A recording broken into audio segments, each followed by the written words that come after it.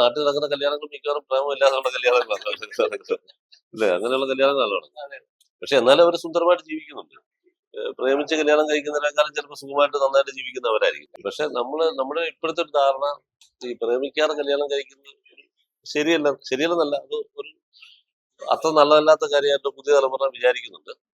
സ്വാഭാവികമാണത്. കാരണം ഒരു പരിചയമില്ലാത്ത ഒരാളെ കല്യാണം കഴിക്കാൻ മേല, കഴിക്കുന്നത് ശരിയല്ലെന്ന് പുതിയ തലമുറ വിചാരിക്കുന്നുണ്ട്.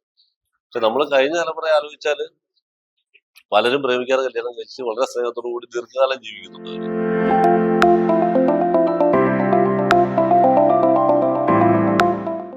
അല്ല, ഇതിനകത്തെ ഒരു ക്യാരക്ടേഴ്സിനോടും നമുക്ക് അങ്ങനെ വെറുപ്പ് തോന്നുന്ന ഇതില്ലെന്ന് എനിക്ക് തോന്നുന്നത്. കാരണം അങ്ങനെ വെറുപ്പുകളുടെ കാര്യമല്ലോ. മനുഷ്യരാരും ബോധപൂർവം ഒരു കുഴപ്പം വരുത്തി വെക്കാറില്ല ഞാൻ വിചാരിക്കുന്നത്. അതുപോലെ ഒരു ദുരന്തം വരുത്തി വെക്കാറില്ല മനുഷ്യർ ബോധപൂർവ്വം. സ്വന്തം ഫാമിലിക്ക് ഒരു ദുരന്തം ആരും വരുത്തി വെക്കാറില്ല.